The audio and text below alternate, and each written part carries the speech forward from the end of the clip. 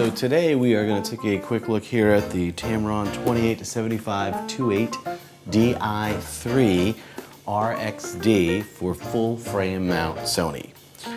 All right, let's take a look at it, shall we? I took the liberty of taking it out of the box and mounting it to the camera body. It does come with the lens hood, of course, like the majority of Tamron lenses do. It utilizes one XLD, so one extra low dispersion, and one LD low dispersion element in its design and construction. And there's also three aspherical elements inside this baby. It utilizes Tamron's BBAR and fluorine coating.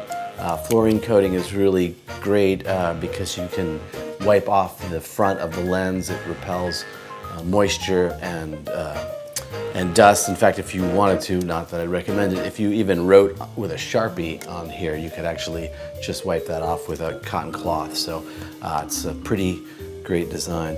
It's also moisture resistant, so it's a sealed lens. The gaskets are sealed on it. It uses a 9-blade aperture design, so that when you're especially wide open, the effects of the bokeh and the distant highlights look really great.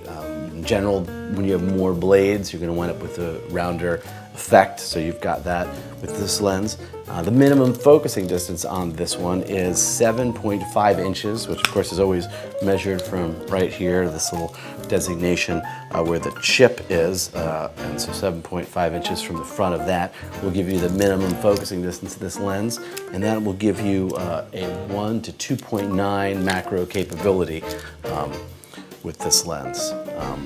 Edge to edge, very sharp. I mean, don't take my word for it. Look at a lot of the independent reviews and the test charts of it, but pretty spectacular. Full-time manual focus override. This is an RXD drive, which stands for Rapid Extra Silent Stepping Drive. And it is super quiet, great to use during video. Of course, you won't hear it at all, even with the camera's microphone.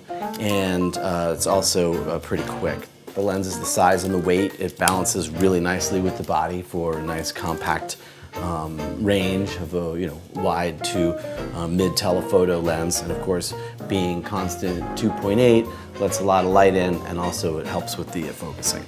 So there you have it, sharp, compact, moisture-resistant construction, close focusing macro lens with the RXD autofocus drive, and constantly 2.8 for the Sony E-mount.